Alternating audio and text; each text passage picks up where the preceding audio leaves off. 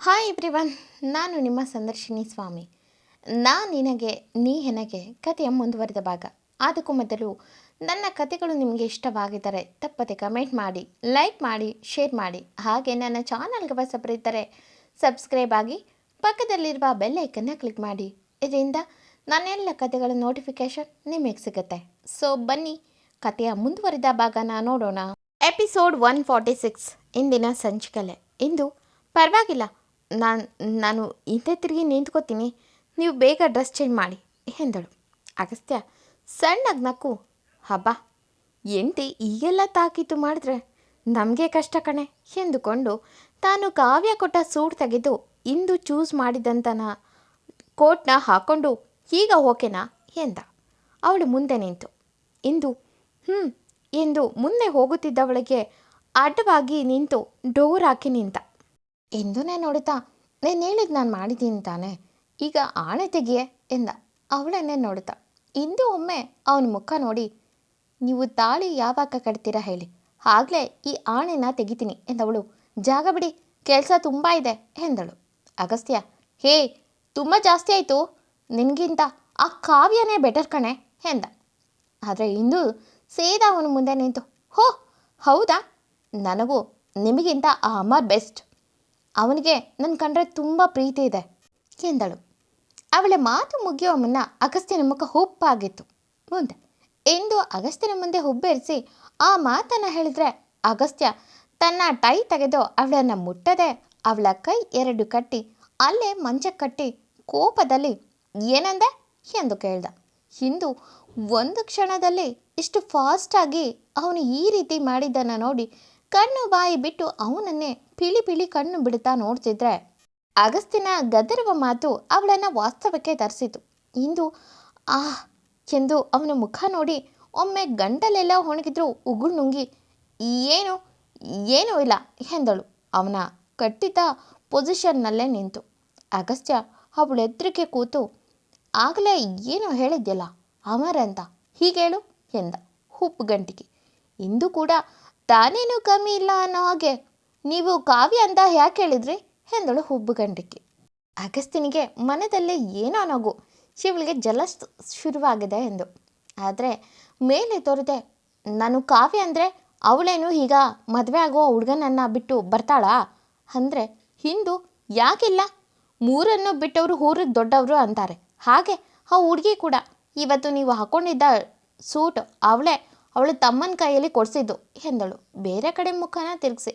ಈಗ ಅಗಸ್ತ್ಯನಿಗೆ ಅಷ್ಟು ಬ್ಯುಸಿ ಒಳಗೂ ತನ್ನನ್ನು ಹುಡುಕಿ ಬಂದಂಥ ಹುಡುಗಿ ಬೇರೆ ಬಟ್ಟೆ ಬದಲಿಸಿ ಅಂತ ಯಾಕೆ ಹೇಳಿದ್ರು ಅಂತ ಈಗ ಗೊತ್ತಾಗಿತ್ತು.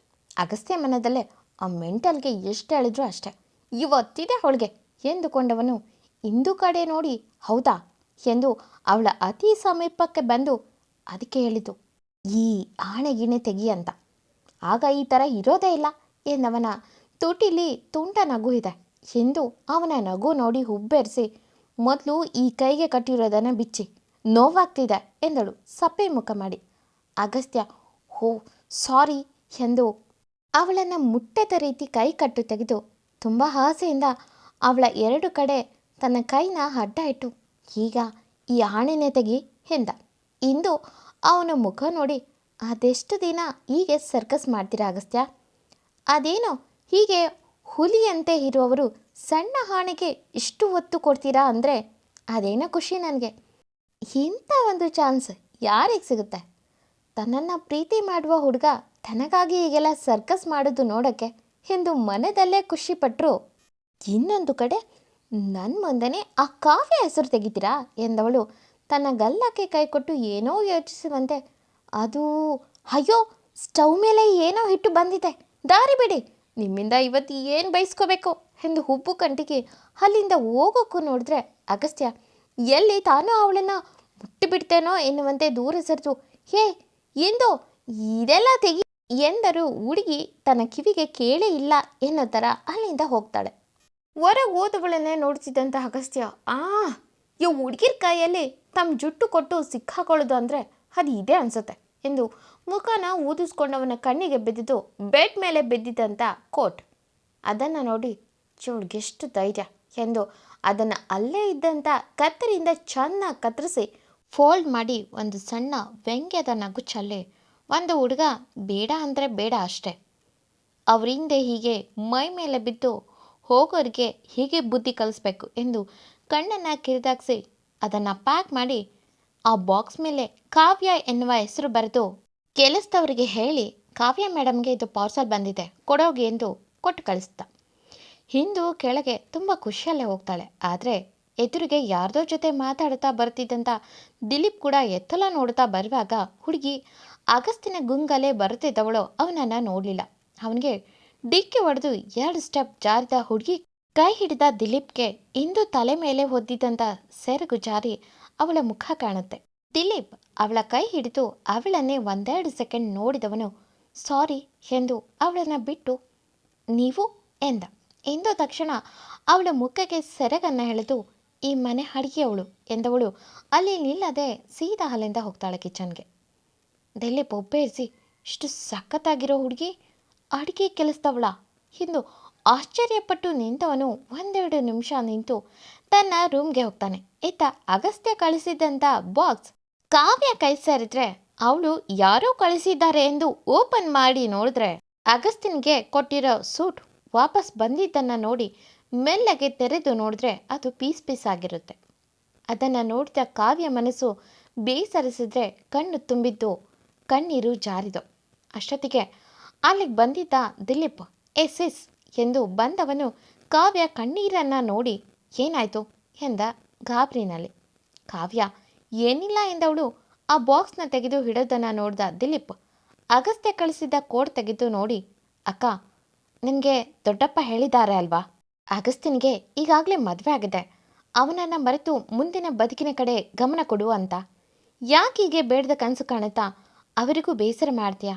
ನಾನು ಆಗಲೇ ಹೇಳಿದೆ ಬೇಡ ಅಂತ, ಆದರೂ ನನ್ನ ಮಾತು ಕೇಳದೆ ಕೊಡಿಸಿ ಹೀಗೆ ನೋವು ಪಡೋದು ಯಾಕೆ ಎಂದು ಕಾವ್ಯಳ ಕಣ್ಣೀರನ್ನು ಒರೆಸಿ, ಅಕ್ಕ ಅಗಸ್ತ್ಯ ಅವರು ತುಂಬ ಒಳ್ಳೆಯವರು, ನೋಡೋಕ್ಕೆ ತುಂಬ ಹ್ಯಾಂಡ್ಸಮ್ ಇದ್ದಾರೆ, ಅದನ್ನು ಒಪ್ಕೋತೀನಿ, ಬುದ್ಧಿವಂತ, ಎಲ್ಲ ಹುಡುಗಿರಿಗೂ ಬಯಸುವಂಥ ಕ್ವಾಲಿಟಿ ಅವರಲ್ಲಿದೆ ಅನ್ನೋದು ನನಗೂ ಕೂಡ ಗೊತ್ತು. ಆದರೆ ಅವರು ಅವರ ಹೆಂಡತಿನ ತುಂಬ ಪ್ರೀತಿ ಮಾಡ್ತಾರೆ ಅಂತ ದೊಡ್ಡಪ್ಪ ಹೇಳ್ತಿದ್ರು, ಮರ್ತೀಯಾ? ಅದಕ್ಕಾಗಿಯೇ ಅಲ್ವಾ ಇಲ್ಲಿ ಬರೋದೇ ಇಲ್ಲ ಅಂತ ಹಠ ಹಿಡ್ದಿದ್ದು. ದೊಡ್ಡಪ್ಪ ನಿನಗೆಲ್ಲ ತಿಳಿಸಿ ಹೇಳಿ ನಿನ್ನ ಮದುವೆಗೆ ಒಪ್ಪಿಸಿದ ಮೇಲೇ ಅಗಸ್ತ್ಯ ಬ್ರೋ ವಾಪಸ್ ಬಂದಿರೋದು ಎಂದವನು ತನ್ನ ಅಕ್ಕನಿಗೆ ಮನವರಿಕೆ ಮಾಡುತ್ತಿದ್ದಾನೆ ವಾಸ್ತವನ. ಈತ ಎಂದು ದಿಲೀಪ್ ಮುಖ ನೋಡಿ, ಈ ಹುಡುಗನನ್ನು ಎಲ್ಲೋ ನೋಡಿದ್ದೀನಿ, ಎಲ್ಲಂತ ಗೊತ್ತಾಗ್ತಿಲ್ವಲ್ಲ, ಆದರೆ ಇವನನ್ನು ನೋಡಿರ್ದಿದ್ರೆ ಸಾಕು ಎಂದು ತನ್ನ ಪಾಡಿಗೆ ತನ್ನ ಕೆಲಸದಲ್ಲಿ ಬ್ಯುಸಿ ಆದರೆ ಈತ ಅಗಸ್ತ್ಯ ಈ ಇಂದು ಕೈಯಾರೆ ಆಣೆನ ತೆಗೆಸಬೇಕು ಎಂದು ಯೋಚಿಸುತ್ತಾ ಇಷ್ಟು ಮುದ್ದಾಗಿ ಕೋಪ ಮಾಡಿಕೊಂಡು ನನ್ನ ಕೈ ಕಟ್ಟಿ ಹಾಕ್ತಾಳೆ, ಈ ಆಣೆ ಗೀಣೆ ಹಾಕಿ ಎಂದವನು ಕಿಟ್ಟಿಗೆ ಕಾಲ್ ಮಾಡ್ದ. ಆ ಕಡೆ ಕಿಟ್ಟಿ ಕಾಲ್ ರಿಸೀವ್ ಮಾಡಿ, ಹೇಳಪ್ಪ ದೊರೆ ಎಲ್ಲಿ ತನಕ ಬಂತು ನಿನ್ನ ಆಣೆ ಪ್ರಮಾಣ ಎಂದ ಚೇಡಿಸುವಂತೆ. ಅಗಸ್ತ್ಯ ಕಣ್ಣು ಕಿರಿದಾಗಿಸಿ ಏನಂದೆ ಎಂದ. ಕಿಟ್ಟಿ ತಾನು ಹೇಳಿದ್ದನ್ನೇ ಮತ್ತೊಮ್ಮೆ ರಿಪೀಟ್ ಮಾಡಿದ. ತಕ್ಷಣ ಥ್ಯಾಂಕ್ಸ್ ಕಿಟ್ಟಿ, ಈಗ ನಿನ್ನ ಅತಿಗೆ ಅದೇಗೆ ಬಜ್ಜವಾಗ್ತಾಳೆ ನಾನು ನೋಡ್ತೀನಿ ಎಂದು ಅವನ ಕಾಲ್ನ ಕಟ್ ಮಾಡಿ ಏನೋ ಹೊಳೆದ ರೀತಿ ಸಣ್ಣ ನಗು ಚಲ್ಲಿ, ನೀನು ಈ ಅಗಸ್ತ್ಯನನ್ನೇ ಆಟ ಆಡಿಸ್ತಿದ್ಯಾ ನೋಡು ಇನ್ನು ಮುಂದೆ ಮಜಾ ಎಂದು ನಕ್ಕ. ಸಂಜೆ ಪಾರ್ಟಿ ತುಂಬ ಅದ್ದೂರಿಯಾಗೆ ಮಾಡಿದರು. ಅಲ್ಲಿ ಅಡುಗೆ ಹೆಣ್ಣುಮಕ್ಕಳಿಗೇನು ಕೆಲಸ ಇರದ ಕಾರಣ ಇಂದು ಸೀದಾ ತನ್ನ ರೂಮ್ಗೆ ಹೋಗಿದ್ಲು. ಅಗಸ್ತ್ಯ ಹೀಗೆ ಪಾರ್ಟಿನಲ್ಲೇ ಇರುವಾಗ ದಿಲೀಪ್ ಅವನನ್ನು ಹುಡುಕಿ ಬಂದ. ಅಗಸ್ತ್ಯ ಒಮ್ಮೆ ಅವನನ್ನು ನೋಡಿ ಸುಮ್ಮನಾದರೆ, ದಿಲೀಪ್ ಬ್ರೋ ನನ್ನ ದೊಡ್ಡಪ್ಪ ನಿಮ್ಮನ್ನು ತುಂಬ ಬುದ್ಧಿವಂತ ಅಂತಾರೆ, ಸೊ ನನಗೆ ಒಂದು ಪ್ಲಾನ್ ಕೊಡ್ತೀರಾ ಎಂದು ಕೇಳ್ದ. ಅಗಸ್ತ್ಯ ಯಾವುದಕ್ಕೆ ಎಂದ ವೈನ ಸಿಪ್ ಮಾಡುತ್ತಾ. ದಿಲೀಪ್ ಅದೂ ಎಂದು ಅಗಸ್ತ್ಯನ ಕಿವಿನಲ್ಲಿ ಗುಟ್ಟಾಗಿ ಹೇಳುವಂತೆ, ಅದು ನನಗೆ ಒಂದು ಹುಡುಗಿ ಇಷ್ಟ ಆಗಿದ್ದಾಳೆ, ಅವಳನ್ನು ಹೇಗೆ ನನ್ನ ಕಡೆ ಗಮನ ಸೆಳೆಯೋ ಥರ ಮಾಡೋದು ಎಂದು ಕೇಳ್ದ.